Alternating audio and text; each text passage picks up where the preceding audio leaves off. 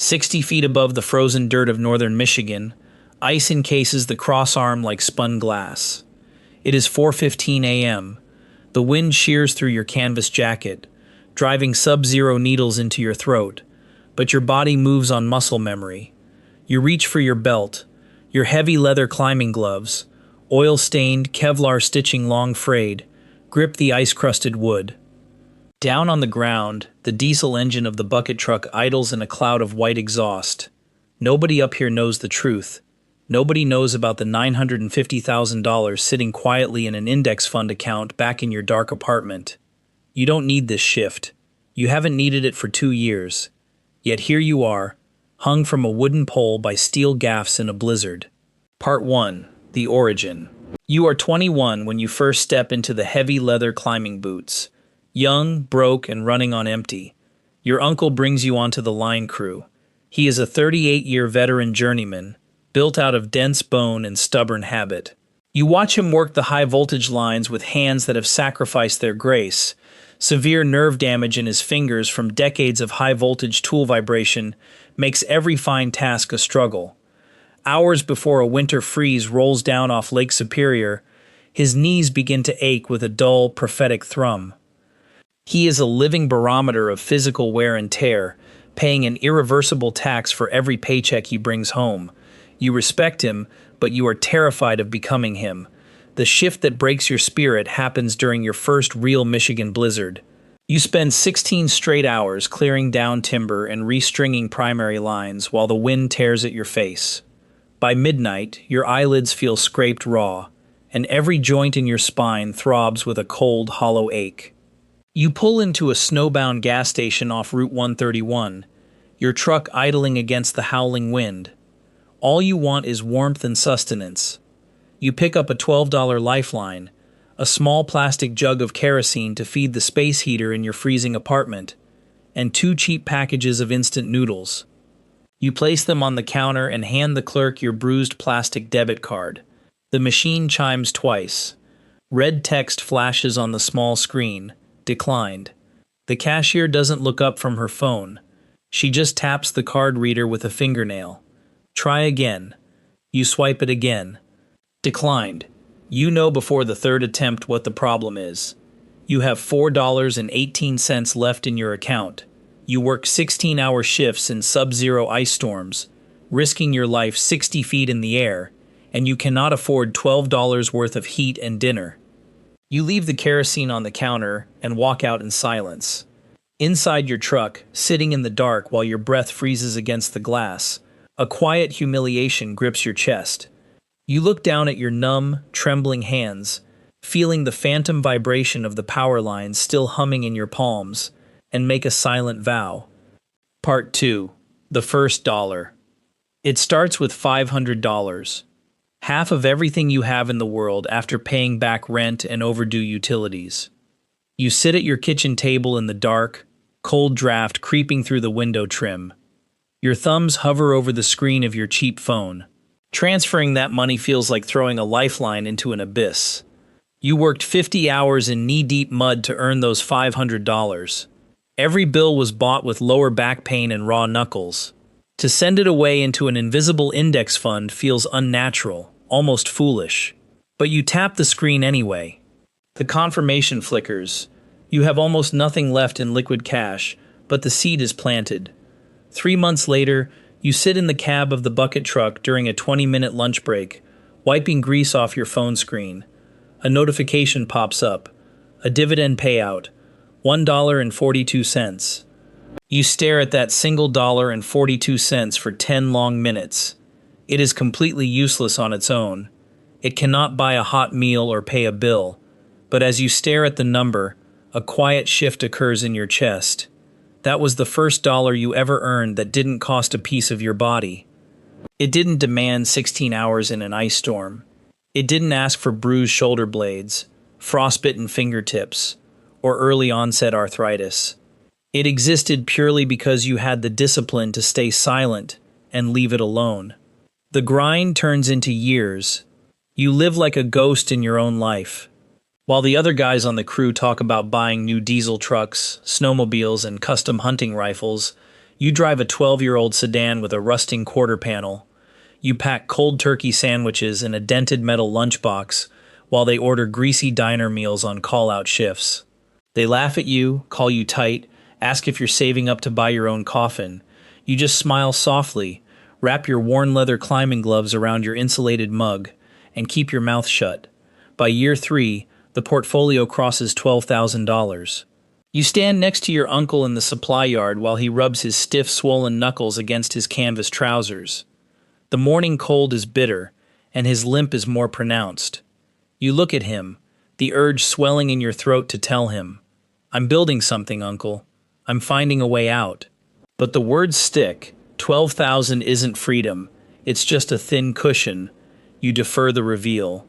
When I hit 50,000, you tell yourself, "I'll tell him when it actually matters." By year 7, relentless deposits and compounding drift carry the balance to $85,000. You stand on a crossarm in the middle of an August heat wave, sweat stinging your eyes, watching your uncle down on the ground struggling to lift a heavy transformer wire. The air smells like hot ozone and creosote. You check your account at lunch. 85,000. It is real money now. Enough to breathe. You walk over to your uncle's truck after the shift, determined to finally spill the truth. You see him leaning against the fender, swallowing 3 ibuprofen with lukewarm coffee, his face lined with deep, permanent grooves of exhaustion. You open your mouth, but pride and fear choke you back. 85,000 still feels fragile. What if the market drops 30% tomorrow? What if you look like a fool? Next milestone. You promise yourself silently in the truck's side mirror. At 350,000, I'll tell him. Part 3. The Crossover. Year 12. The market rallies, and you sit in your small kitchen holding your phone. The index fund portfolio crosses $350,000. It is not just a milestone, it is a quiet, mathematical fracture in your reality. You pull up the annual performance summary. In the last 12 months, your investment portfolio generated $72,000. Your base earnings as a lineman, stripped down after taxes and paid for with bone-deep fatigue, were $68,000. The crossover has happened. The invisible machine inside your phone earned more while you slept than you did wrestling heavy transformers in sub-zero rain. You don't need the overtime. You don't need the call-outs. For the first time in your life, if you threw your gear into the mud and walked off the site, your basic survival would never be compromised again. So you take a day off, a Tuesday, a rare personal day accrued from months of relentless shifts.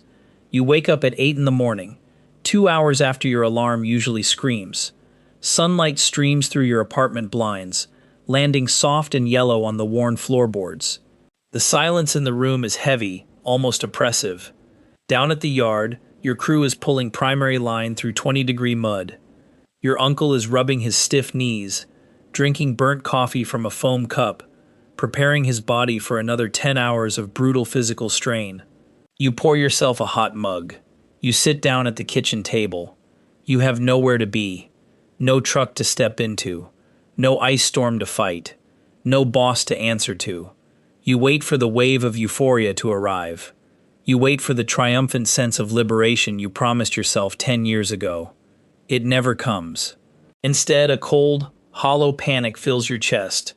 By mid-morning, you walk down the main street of your town and step into a local diner. Retired men sit in vinyl booths, passing time, talking about fishing and high school football. A clock on the wall ticks with agonizing slowness. You order eggs and toast, sitting alone near the window. You look down at your hands resting on the formica table. They are thick, rough, scarred across the knuckles from slipped socket wrenches and sharp wire ends. You try to imagine what you are supposed to do with the next 40 years of your life. Travel? Buy a boat? Sit on a patio in Florida? The thoughts feel completely alien. For over a decade, your entire sense of self was built on the resistance. You were the man who endured the blizzard. You were the nephew who held the line when the storm tore the town apart. The suffering was not just a burden, it was your structure. It was your character. It was your anchor.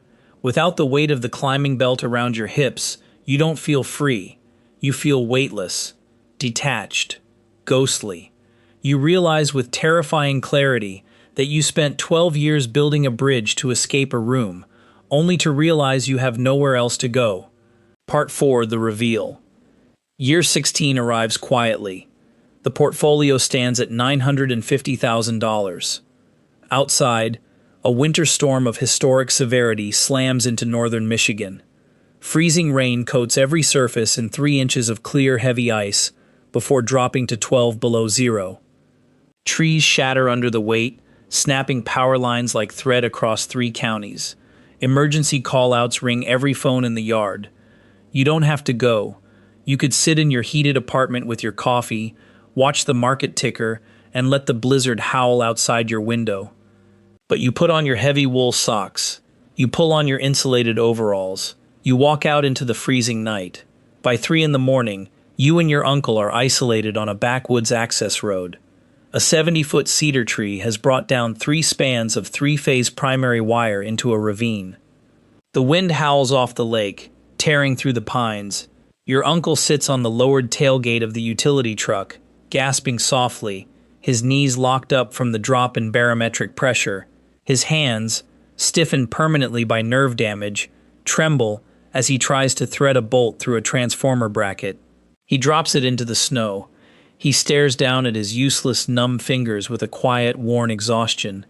You step in, pick up the bolt, and thread it for him in 2 quick, precise motions. You look at his face in the orange glare of the truck's work lights. Deep lines are etched into his weather-beaten skin. You feel the full weight of 16 years pressing against your throat. The secret you carried through every snowstorm, every missed dinner, every dollar saved in silence. "Uncle," you say, your voice flat against the roar of the wind. He looks up, wiping melted sleet from his eyebrows. "I'm done," you say quietly. You pull out your phone, wipe the fog off the screen, and hold it out to him. $950,000. In an index fund. I built it off the OT. I don't need this job. I haven't needed it for years. The wind whips between you. The diesel engine of the truck thrums in the background. Your uncle looks down at the glowing screen. He stares at the numbers. He doesn't gasp. He doesn't slap your back. He doesn't smile. He just blinks, slowly, as if looking at a foreign word in a language he never learned to read. He hands the phone back to you. His eyes are steady, shadowed, looking deep into yours. "Are you all right?" he asks gently. The question hits you like a blunt blow to the chest. Not "how did you do it?" Not "when are you quitting?" I thought. Your voice trails off, swallowed by the cold air. I thought this was the point, to escape. Your uncle leans back against the truck's steel bed, wrapping his stiff fingers around a warm metal flask of coffee. "Money is just energy," he says softly, his breath rising in thick white clouds. "It keeps the frost off your window, kid, that's all.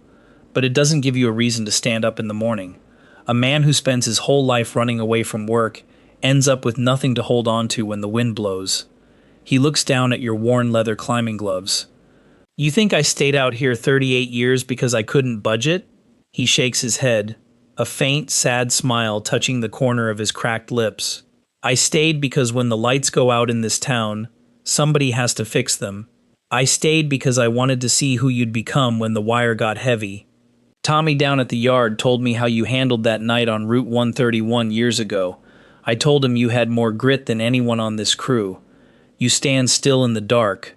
The realization settles into your bones, deeper than the cold. He was never trapped, and neither were you." Part 5. The Payoff. The storm clears by dawn, leaving the frozen trees draped in heavy, silent glass under a pale blue sky. You walk back to the side of your bucket truck. You open the lower steel bin and reach for your climbing gloves. The palms are stained black with oil, the leather worn soft as flannel across the knuckles, the Kevlar stitching frayed and yellowed from hundreds of hours of high-voltage friction. You don't need to touch them. The $950,000 sits in the quiet digital realm of your index fund account, immune to the ice, untouched by the blizzard. You could close the tailgate, drive south, and never feel sub-zero wind on your face again. You reach into the bin, slide your fingers into the stiff leather, and pull the wrist straps tight. You put them on because you choose to. Not out of fear, not out of debt, not out of a desperate, humiliating struggle over $12 at a gas station counter. You put them on because this is where your hands know what they are worth, where your character was forged, and where you face the day strictly on your own terms. Down at the base of the next utility pole, a 20-year-old apprentice stands shivering in a jacket that isn't thick enough for a Michigan winter. His hands tremble around a fiberglass hot stick, his face pale, his eyes wide with the raw, terrifying exhaustion of his first major storm shift. He looks like a mirror image of who you were 16 years ago. He watches you hook your leather safety strap around the wooden pole and set your steel gaffs into the frozen timber. He squints up at you through the rising white mist, his breath catching in his throat. "Hey!" he calls out, his voice thin and cracked with cold. "How long are you going to stay up there? When are you going to quit?" You stop 10 feet up the pole. You look down at him through the crisp, clear morning air. You look down at your scarred leather gloves, then back down at his shivering frame. A quiet, unshakable calm settles in your chest. "When I'm done," you say softly. You adjust your grip, dig your steel spikes deeper into the wood, and climb higher into the sky. Money didn't buy your escape. It bought your agency.